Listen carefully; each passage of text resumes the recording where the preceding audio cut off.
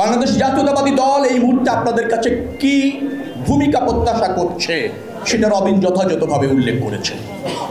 আমার মনে হয় না যে এখানে আর কোনো কিছু যুক্ত করার সুযোগ আছে।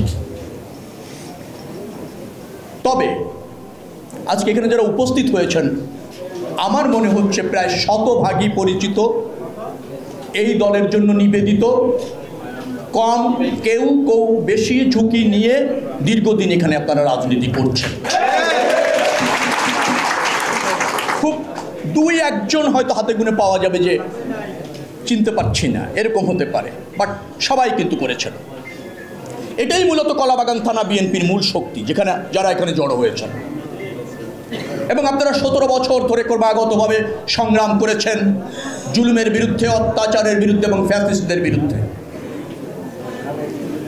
তবে একথা সত্য যে ক্রাইসিস মোমেন্টে সবাই হয়তো পরিপূর্ণ ঝুঁকি একইভাবে সব সময় করতে পারেন না বা দিতে পারেন না, এটা সত্য। কারণ মানুষের সক্ষমতারও কিন্তু সবার একরকম নয়। যারা ঝুঁকি নিয়েছেন ক্রমাগতভাবে 17 বছর শেষ মুহূর্ত পর্যন্ত নিয়েছেন, আবার অনেক পরিচিত নেতা আছে যারা একসময় তুখোর নেতা ছিলেন, তুখোর ভূমিকা রেখেছেন, দলকে সুসংগঠিত করেছেন, কিন্তু ধারাবাহিকভাবে 17 বছর একই ভূমিকা পালন করতে হয়তো পারেন নাই। আচ্ছা,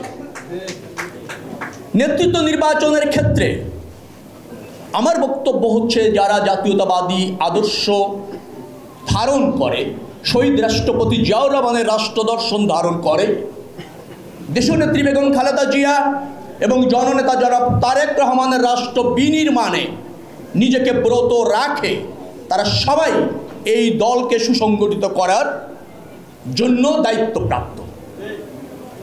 এখন প্রশ্ন হলো, নেতৃত্ব নির্বাচনের ক্ষেত্রে আমার বিশ্বাস ঢাকা মহানগর বিএনপি এবং কলাবাগান থানা বিএনপি এই যোগ্যতাটা প্রমাণ করবে যে যে বেশি ঝুঁকি নিয়েছে, যে বেশি দলকে রিপ্রেজেন্ট করার ধারাবাহিকভাবে চেষ্টা করেছে, তার নেতৃত্বটা যেন সুপ্রতিষ্ঠিত হয়।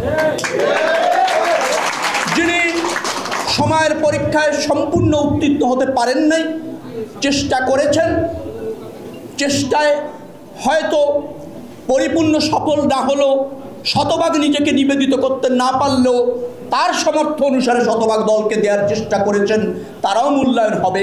কিন্তু এই মূল্যায়নের ক্ষেত্রে অধিক যে স্যাক্রিফাইস করেছেন, অধিক যে নেতৃত্ব দিয়েছেন, অধিক যোগ্যতা যে রাখেন, তার সাথে আমরা যেন কম্পারেটিভলি কম যোগ্যতার কেউ রাজনৈতিক বিভাজন সৃষ্টি না করি, অর্থাৎ যোগ্য নেতৃত্ব যেন আমরা মেনে নেই। রাজনীতিতে সবারই প্রয়োজন আছে।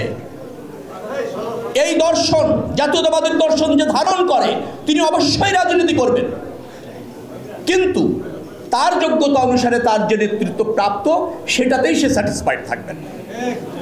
আমরা যদি এখানে বিভাজন তৈরি না করি, মনে রাখা দরকার আমাদের নেতা জননেতা তারেক রহমান, আমাদের নেতা দেশনেত্রী বেগম খালেদা জিয়া।